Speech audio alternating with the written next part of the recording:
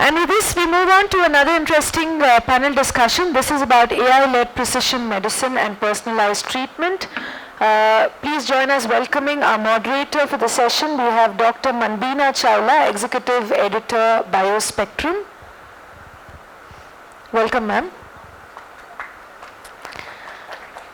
And in this panel, we have Mr. R.V. Prasad, Site Leader, Beckman Coulter Diagnostics.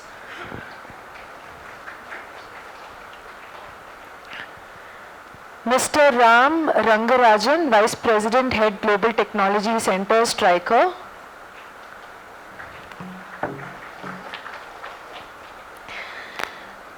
Dr. Akshat Malik, Senior Consultant, Max Institute of Cancer Care.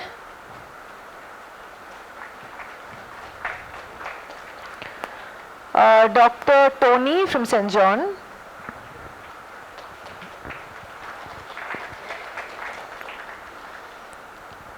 And we will have a video by Dr. Saurabh Mehta, Cornell University, in a bit from now.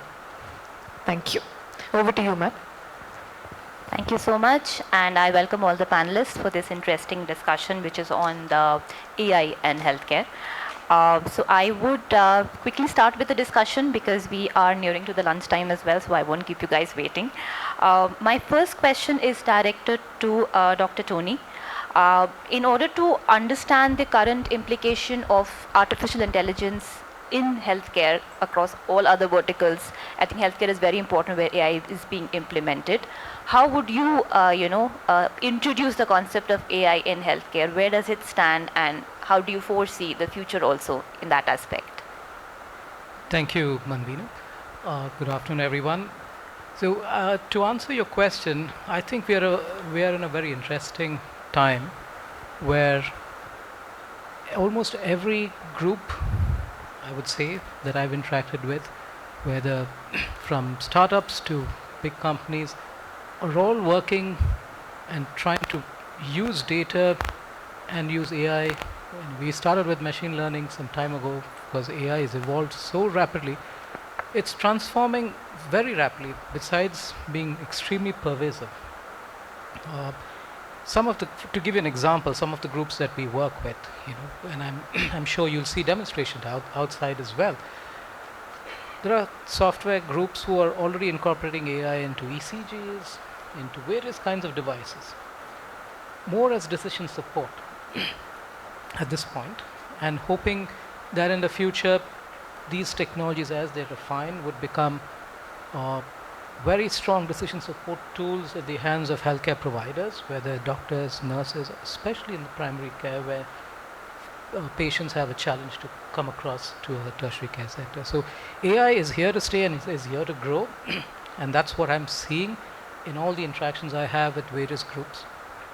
But yes, we do have to have guardrails, and I'm sure that companies who are working in the space are working towards those guardrails, because some of these technologies could hallucinate or could have issues. And I think that's where extremely rigorous validation of such technologies is mandated.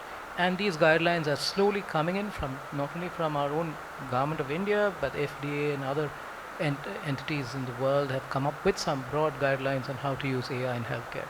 But it's a very promising future, and I think we have to ride the wave.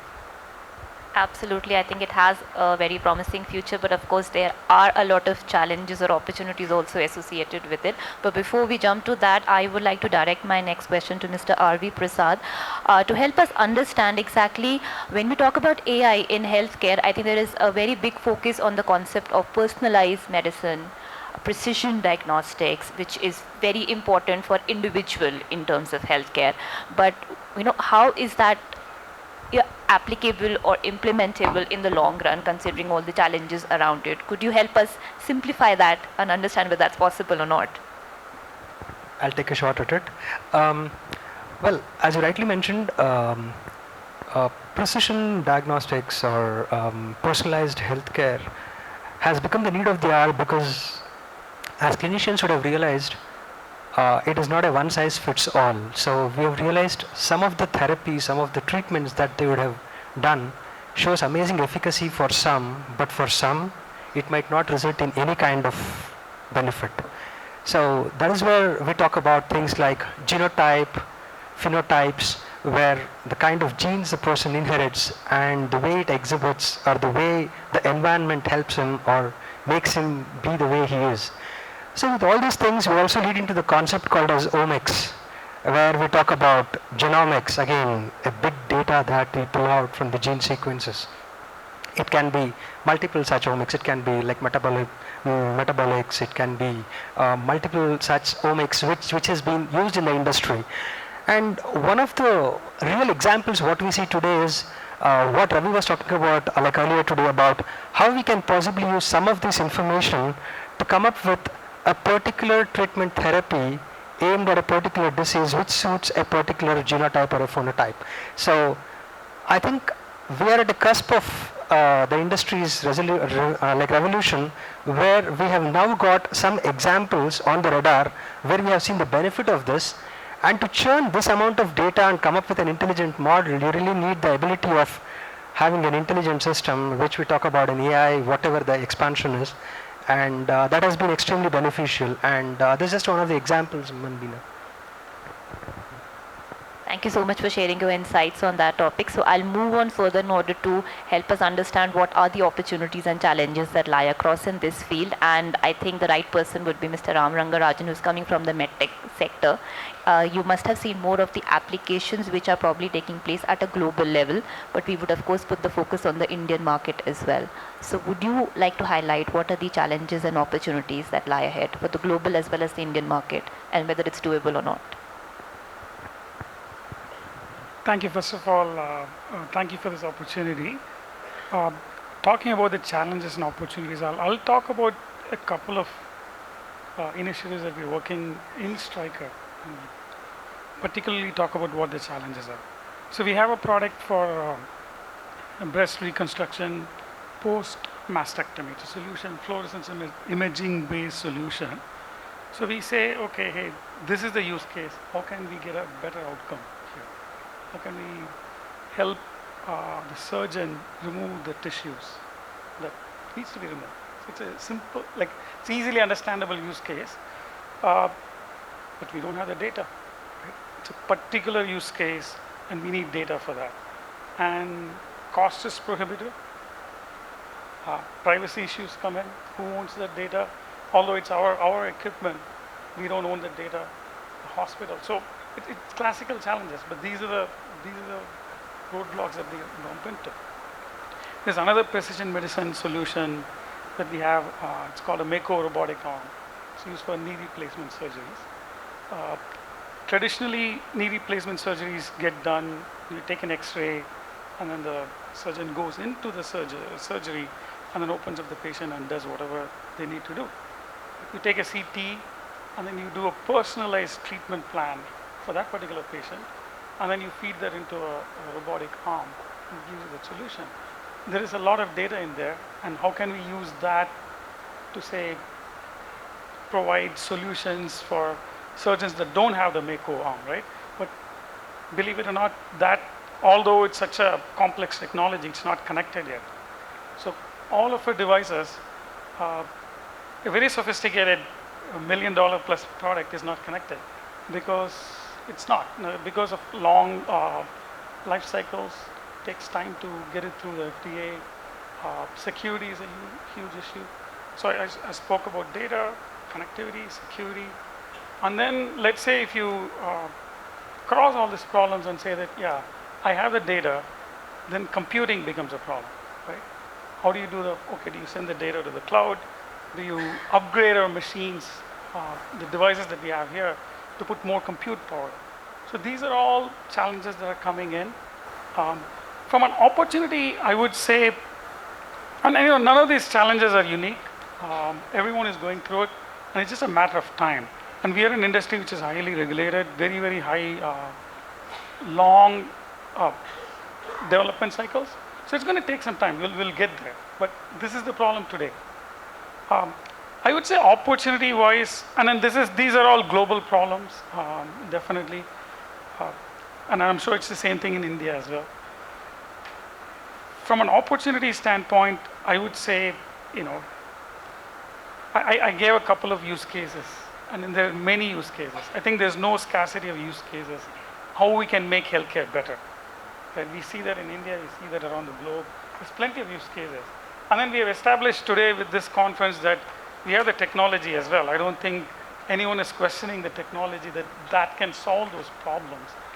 I think perhaps the opportunity is, maybe even in the Indian context, meet with many startups and young entrepreneurs.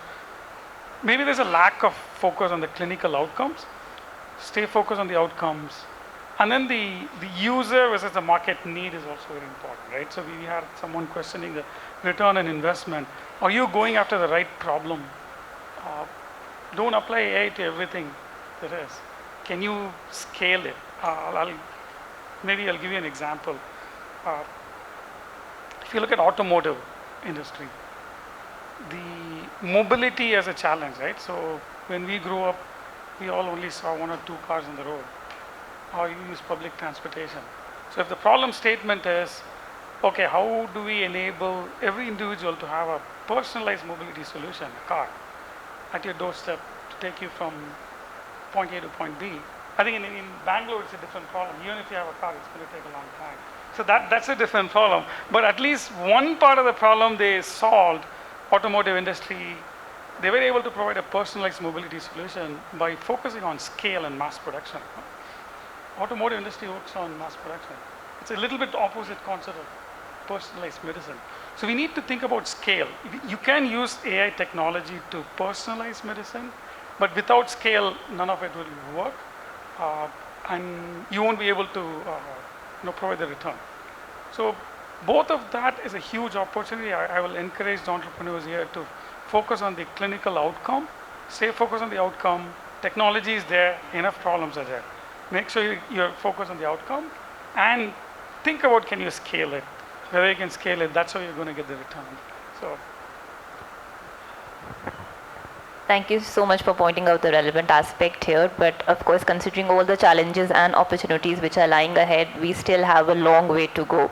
So I'll direct my next question to Dr. Akshat based on your experience. How would you see the future of AI considering all the challenges and opportunities that are right in front? What is the way out? Definitely of great potential. Actually, majority of things have already been covered by other panelists. But as a clinician, what I can say is it's a interesting time to be at. There are so many developments which are happening, so many things which are going on. Like he just mentioned that whatever solutions people are looking for, they need to have a clinical touch and base to that. Unless people are really delving into it, they won't be having things for which there'll be requirement or acceptance later on. So that's a very important consideration. We do get people coming in off and on and asking us, okay, this is what we are planning to do, and does it really help you out? So sometimes it does, sometimes it does not. And very important thing which sir had previously mentioned is the validation part from a clinical perspective. So there may be several solutions coming up, but we as clinicians also need to adapt, but then you need to understand we are very skeptical people. We cannot really jump at every solution which is being offered to us. Certain things we can, but then majority of things we may not be that conducive to adapting. But like you would have heard of randomized controlled trials which are done to compare outcomes. So even there's a checklist for that, and they have even modified it for AI. So there's a Consort AI checklist which brings out AI into these randomized controlled trials so that you are able to use that. So we are trying to adapt, and there are so many problems like he just mentioned which are available, and people are working in with huge strides, and definitely it's all to look up to now. Absolutely, thank you for pointing that out. I'll direct the next round of the question back to Dr. Tony. Now, when we talk about all these aspects related to the challenges, opportunities, way out, there is so much happening, but if we have to streamline it, where do we start it from? Say, for example, with the government making a roadmap for the application of AI in healthcare, or with the industry taking a lead in it. What do you think, what would the message be when you have to, send it out? What would that be? I think there should be I think there might be already a consortium for AI in health. And I think that would be a good place to start. There's already, for example, I know there's an effort at the Indian Institute of Science called Art Park there for AI and robotics. It's a consortium with central government, state government, and Indian Institute of Science. I mean, they're doing some phenomenal work there. So I think there are signs of this kind of consortiums being created. But yes, to highlight, I think the other issue we need to understand is not just go out there and build a solution, but work with clinicians, because we have a lot of talent in India. We have a lot of talent in Bangalore. And I've seen that from experts who work with hardcore Gen AI to graph databases, etc. How can we hone all that, bring them together, and identify problems? To give you an example, we worked with a startup about a year ago, a very niche AI problem.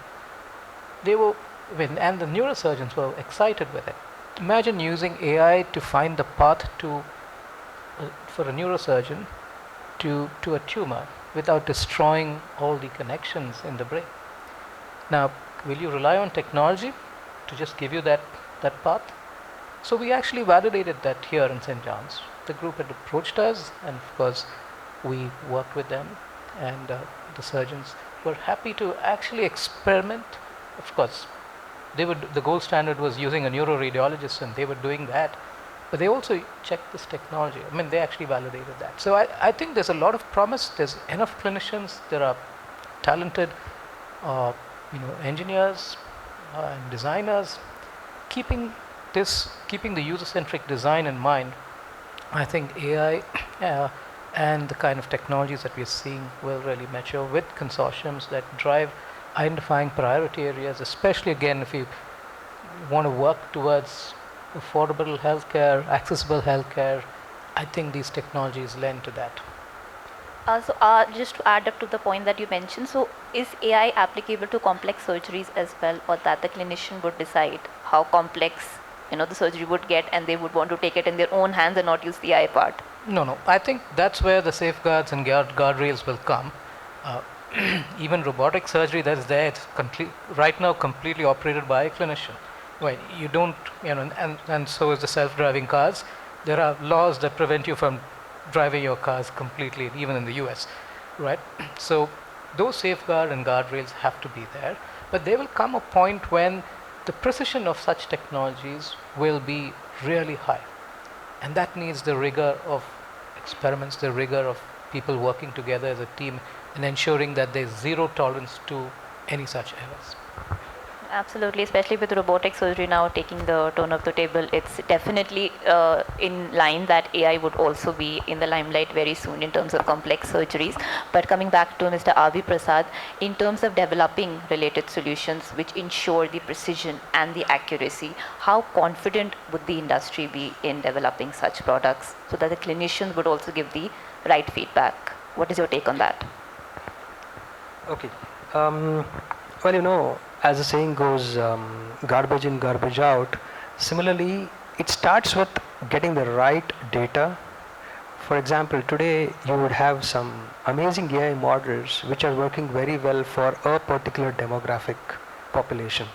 But the same implemented in a different demographic population, you might not get the kind of efficacy that you need. So it starts with, as Dr. Tony rightly mentioned, picking the right problem to work on which has a need in the industry, followed by collaborating with clinicians and at some point of time even the end users or the patients at some point of time to then understand what is the problem on hand and how we're trying to solve it, so that the data that we're preparing is well curated. Any kind of today the biggest challenge we find, for example, in digital pathology is trying to get a pathologist to annotate an image, because if the pathologist can transfer his or her knowledge onto the slides that the person is looking at, maybe we can come up with some models which can minimize the fatigue of a pathologist in much sooner time. But the biggest challenge is, how does a pathologist jump from problem on hand that is catering to the needs of the patients today and also find time in doing these things? So getting undivided attention of clinicians, using the technology to the best possible extent, And quote unquote, do not miss being ethical on this, because that's extremely important. And go with these basic rules of, whatever you're doing is safe enough, it is effective, and it is valid. Do not try creating models which are not really having any value to it. I think these are some basic ground rules that we should follow. And if you just ask me from a prior experience, I've always seen radiology is slightly ahead of others in the industry, because radiology has a much bigger need of freeing up the radiologists to do more things. So you will see more of this already happening in radiology. So I'm sure Dr. Would really agree that they see far more models which are already in use, whether it can be as simple as a triaging to classifying a good from the bad, or which needs attention, which is a good chest x-ray, to some has a problem. So I think a valid problem is as important as working in anything else. Thank you so much for that. Mr. Ram Rangarajan, I would like to ask you that again, something related to from the industry perspective. Again, how confident is the industry in order to deliver the right products to the right people? On top of that, do you think there is enough skilled workforce to develop and implement the technology in the right way so that the end usage is achieved? What is your take on that? I would say the confidence level is very high, because that's what we do, right? We're in the business of making healthcare better. We've been doing that for many years. A new technology has come and we'll figure out how to use it. I don't think there's any lack of confidence. The second question you asked, skilled workforce. It's a very tricky question, to be honest, because I work for a GCC and many other people here are global capability centers. We sell our talent in India. Right? We don't sell technology or other capabilities. We sell talent. And most of the GCCs are here for leveraging the talent. But when I have the discussions, we'll say that, hey, actually the talent is not there. Actually, it's not at the level that we need. We set up a COE for AI. We said, okay, we needed 40 people as soon as possible.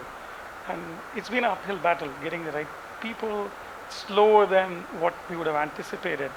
So I think we are saying that AI can be a solution to bridge the skill gap of surgeons and all of that. But we have to start with bridging the AI skill gap first. So I would say, skilled. I think there's no question about the quality of the talent, but the technology is changing so rapidly, and I think the talent have to upgrade and upskill themselves. And I think the right way to do that would be a collaborative effort which will be required from all stakeholders. So Dr. Akshat, would you second that thought and suggest ways to collaborate so that the end usage is achieved and the AI is put at use for best cases? Yeah, definitely. So like Sir mentioned, consortium, having meetings like these where people can network and get together and brainstorm together. And there are a lot many platforms coming up in government setups and private setups.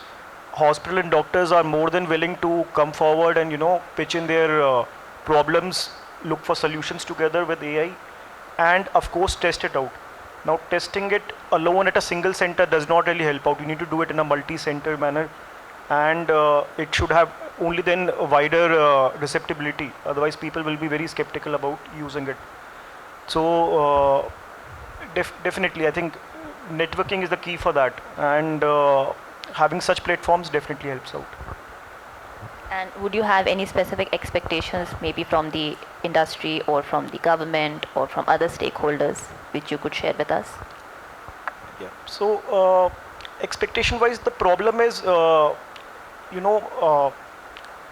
having a forum to actually reach out to the industry. It's not that easy. Like I'm sitting with these gentlemen out here, but then if I want to pitch in some idea to them or discuss with them, I may not really have the know-how how to really do that. And probably I'll reach out to someone else who may not be that capable.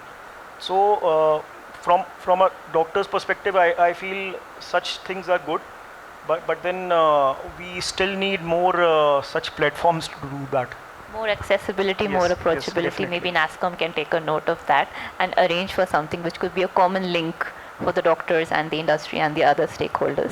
Thank you so much for your thoughts on that. I will open the floor for the Q&A now from the audience. Anybody would like to ask our experts anything around the role of AI and personalized medicine, please feel free to do so. Yes, sir. Since we're sitting in a medical college, one question I have is that how can AI for the purpose of precision medicine and personalized treatment start at the medical college? Is there something that AI can do in upskilling medical students and all the allied health sciences students? Would you like to take that? Yeah, okay. Thank you, Bharat, for that question. Yes, I think there's a tremendous potential. Recently, I worked with colleagues from Art Park for a workshop on how do you use AI to improve research skills, upskill research skills. Well, there is always a gray area that people don't want to cross, because people say, yeah, I can write a paper, just ask Gen AI to generate a paper, but you'll be surprised that even Lancet and others have come up with guidelines of how much of AI can you use in your paper. There are dime a dozen tools today available to write a paper, to correct your grammar, to set the tone. But yes, those guidelines are now coming up from major journals. But yes, a lot of upskilling can happen. Like I said, decision support, we haven't really ventured into medical students as yet, but I'm sure if we have a think tank to think about how do we do this in a medical college ecosystems, we are governed by very stringent rules, as you may know, the NMC, etc. So to experiment with that would be wonderful, but I think the medical education departments of each medical school can brainstorm some of this. But yes, definitely in the research segment, how do you upskill in research? There's a lot of potential to do. Whether, to give you an example, Google DeepMind has come up with a fantastic tool called AlphaFold. For those of you who want to experiment with it, it used to take a lifetime to find the structure of a protein, right? Today it takes a few minutes. And thanks to such databases, which are now made freely available, I think a lot of this coming into research will cut a lot of time that researchers are using, and you can arrive at your answer much quicker. Can I add on to that? So you're talking about training, carrying forward what sir mentioned, like say simple cadaver dissection. So previously there used to be a lot many cadavers available. Nowadays there's a restriction on that, and people having access to it. So many students working on a cadaver. So nowadays we have got AI-based simulation systems where we can use that. Similarly, practicing surgeries. So many places the patient workload may not be that much, even in Western countries. So they started without simulation systems first, and then they graduate to patients. So there's a potential at every nook and corner. So that can be looked at. And to just add to what both the doctors mentioned, more from the engineer's angle here, is today if you see ISC offers, I think it's kind of a 8-week end course, predominantly aimed at AI in healthcare, and the participants that they expect to register are doctors, practicing doctors. And a same course with the same curriculum might not be, might be more exercise oriented, is offered to the undergrad students. So the intent here is, earlier medical doctors were expected to learn something about statistics, because biostatistician is something which was part of their research work, or the RCT is what they used to be part of. But today, as you more and more see, I think AI ML are kind of some knowledge of what happens inside that black box, that awareness is also becoming part of their curriculum. So upskilling is very much on. Thank you so much. Can we take another question if there is? Yeah, please.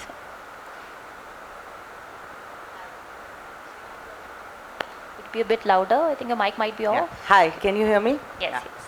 This is Manini Puranik. I work on the technology side, AI and IoT based platform. So my question is around data.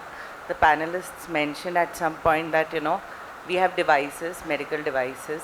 There's a lot of data, and for AI we need a lot of data to actually train and get insights from the data. So given that you have a company like Apple who's just come up with their wearables, they have a whole data platform where they collect, analyze data, and there's a lot of privacy around data also. You can't access anybody's data without consent. Why do you think, what are the key reasons you think this has not happened on the medical devices side? And what do you think would be the way forward? How do you go about solving this problem? Would you like to take that? You know, I answered part of your question earlier. See, we are a regulated business. Apple is very careful in making sure they don't cross and call themselves a medical device company. Right? So they stay in the consumer side to make the life cycle it's shorter, and then regulations also easier. So yeah, we are in a regulated industry, and the regulations are different in different countries. So that's definitely one of the reasons. And it's interesting, you know, within our company, we are looking at how to apply AI solutions for the regulatory process actually, so that we can be faster and get around it. So that is definitely one. Maybe we have to innovate around it, right? So we said we need a lot of data. Do we need all the data, or do we just need the insights? Perhaps solutions are in federated learning models. You don't need to get all the data and then see, okay, what do we do with the data?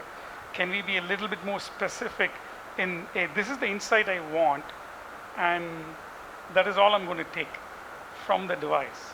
I'm not taking the data, so that we can circumvent some of the privacy and all that. So we have to innovate around it. I don't think the challenge is going to go away. Can I make a point out here? So like Intuitive, that's a surgical robotic company. So they collect data from whatever the surgeon is operating upon, like how much time he has taken, what tools did he use, how much time did he take previously to do that surgery, and they provide all that data in a analyzed manner to you when you want it. But of course there are other laws to it. The leaving alone the machine part, if I talk about patient data per se, majority of Indian setups, it's all unorganized data and in silos. It's very difficult to really get any meaningful data. So if you're not seeing it, because that's because it's very difficult to go ahead and do it. I just want to add to that as well. Yes, we have a lot of data. It's not organized, but if you take examples in the West, MIT has a database called Mimic, which is the data of ICU data, real-time data which is being streamed from, thousands of patients. They've been doing this for several decades now. And that data is available for companies if they want to build models. Why don't we have something like that as yet? Our data pipelines are not mature. We are really happy that the government of India started thinking of this. There are colleagues in the room who were part of committees from 2013, and we now see that we have the NDHB, the National Digital Health Blueprint, which hopefully will help entities create data pipelines that will lead to collecting such data. Thank you so much. I hope that answers your question. So we won't move to any other question right now. I just request the organizers to play the video by Dr. Saurabh Mehta from Cornell University, please. Dr. Saurabh heads the Center for Precision Nutrition and Health at Cornell University, and he also works with us on a project, and he's part of this panel.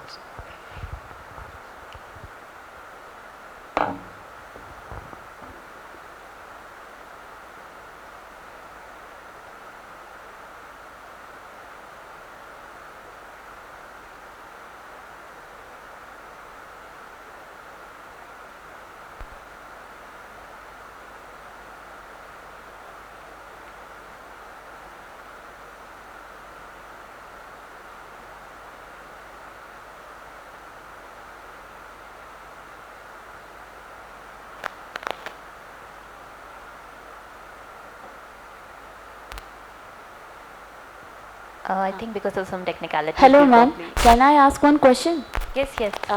Since everyone is Okay, everyone out of time, speaks just make about it, like brief.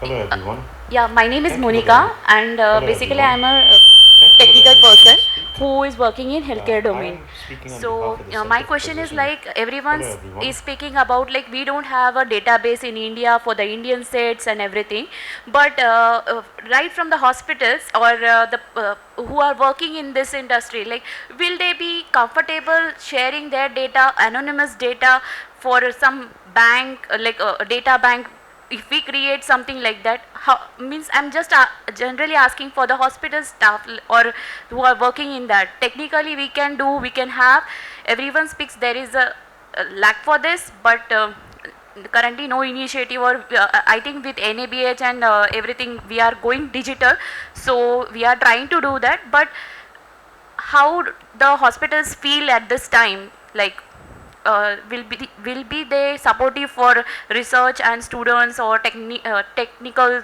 people to come and help them and share, like how MIT is sharing the data and the other websites? Yeah, done. Can I take that? There are already initiatives like this. The National Cancer Grid as well as the ICMR Center for Disease Informatics is already having such databases in their area of cancer. Several hospitals across the country, private and government, are sharing such data, anonymized, being processed by ICMR and handed back to the entities to kind of get insights from that. So these data sets, these initiatives already exist, and it can expand to other areas. Okay, sir. Thank you. Thank you very much. Now we can break for lunch, and we are coming to the end of this session. I think some questions were answered, some questions were left unanswered, but the discussion is ongoing and we can definitely meet after lunch as well.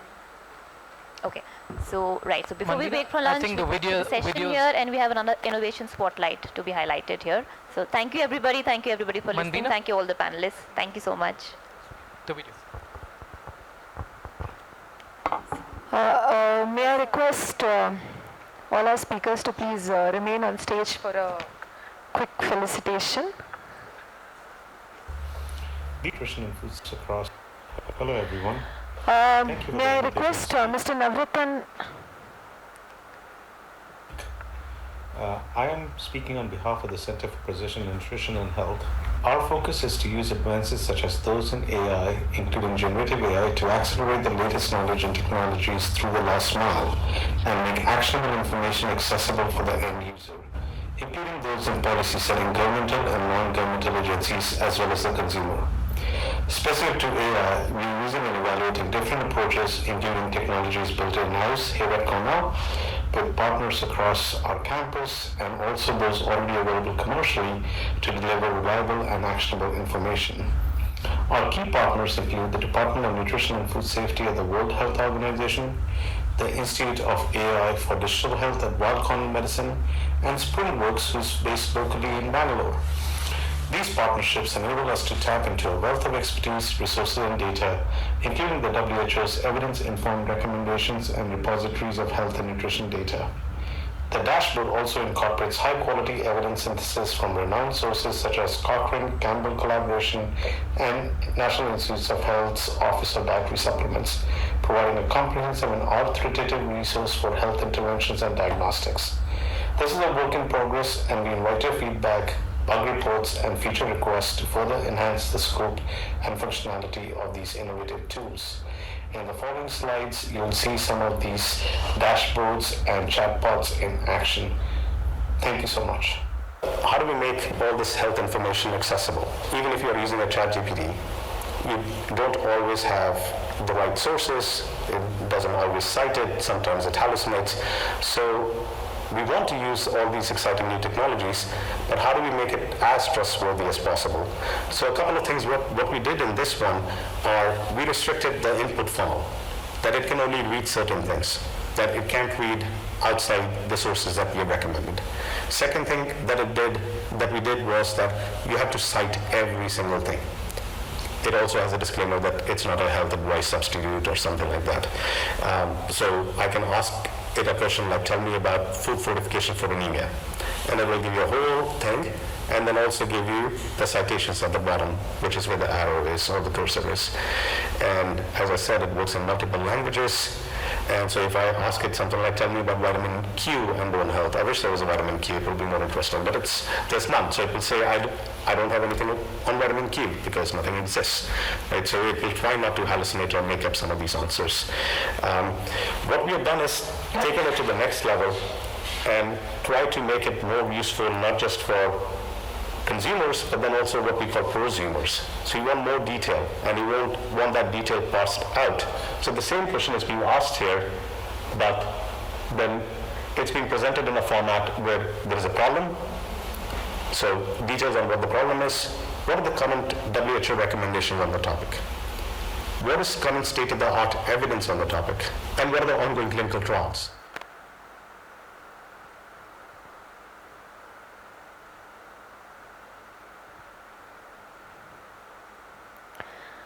Thank you for that. Hello, everyone. And Thank you for the invitation to speak.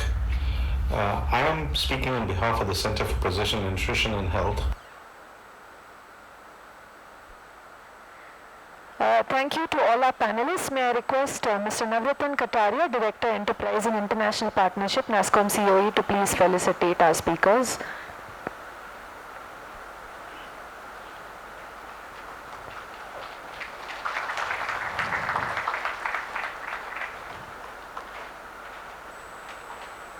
Thank you, sir.